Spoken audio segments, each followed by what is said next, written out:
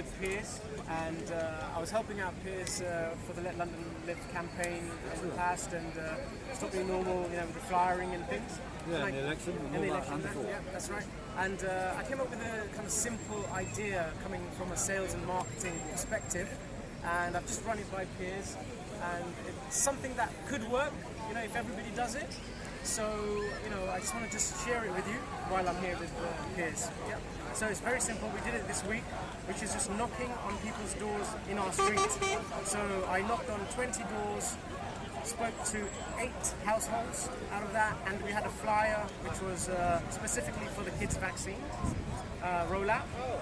And we did it in pairs, so it was a male and a female to make it less threatening. People opened their doors, and the time that we did it was 7 till 9 in the evening.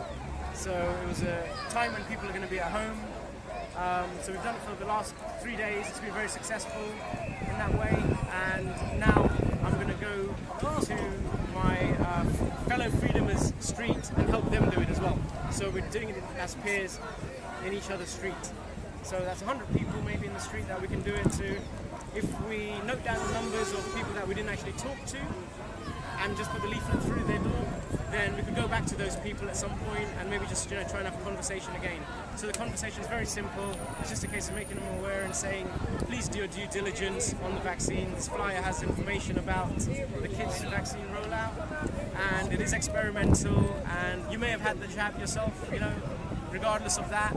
The main thing is that, you do your due diligence for the kids one, and the flyer has the websites such as heartgroup.org and others, which are doctors and scientists who don't agree with some of the stuff the government's doing. So please make sure you do that. And that's it. The conversation is there. And if there's any questions they have, you can answer those as well for them. And the website that I have is calltoactionuk.org. I'm also working on an app as well to help the movement in that way. So that will help communication, hopefully, and just make things a little bit better. So you can have call to action on the app and make it easier to do things. One more thing is like petitions. I know people with Telegram, it's hard to see where things are. Things scroll up all the time. You don't know what petition to sign or not. So I'm helping with that by using the app and my website to be able to just have all of the petitions in one place. So we can just kind of knock them out, sign them, and instead of just having 100,000 people doing it, we should have 1 million people signing those petitions to send a message. Not necessarily because it's going to achieve something, because some people think it doesn't achieve anything, but it will send a message if 1 million people sign it, of unity, of being organised somewhat and doing things together. Okay, that is it. Cheers. Thank you very much. Well, yeah, all these initiatives are good, and I welcome anything that anybody does to get the message across. Of course, a lot of people actually are doing this 24/7, all that sort of thing, talking to whoever they meet. So that is important that people should keep it up. And strategically, what we're trying to do now is to get to the middle ground, the people who are not sure about vax or not, and get them to stand firm and not do it. And the initiatives we're taking that then get good coverage on social media against various institutions like the National Education Union, hopefully get to hundreds of thousands or certainly tens of thousands quite quickly. But there is a difficulty, of course, in getting to the wider public that don't necessarily follow so much on social media. So these ideas help that sort of thing.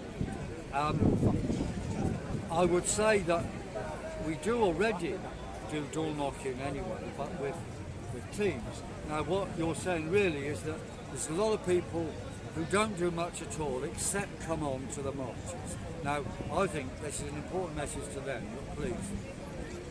If all you do is come on a march, think, what could you do to build something in your own area? Now, what's been just been said here is part of that. You go around convincing people, you'll find then people who will join you, and then you can do other things. And the specific things you've got to do to resist the next lockdown are setting up what we call stay open unions. So when you've recruited people on the line suggested, get them together to set up stay open unions.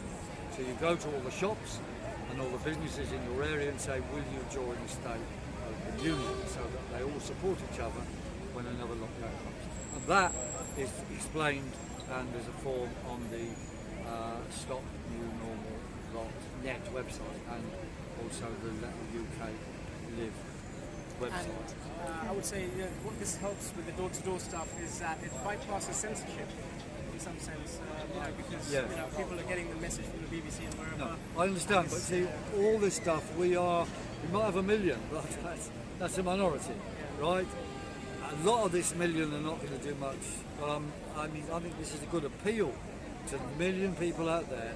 Think of what you can do now, because we're in the final weeks of our summer of discontent, and we need to stop the new world order having the next lockdown. If we win that, we will defeat it. Yeah, So on day one of the next lockdown, and this is another thing to talk to people about, everybody take to the streets on the day that Boris even starts talking about another lockdown, then you take to the streets and get more behind the stay open unions and get them to refuse to.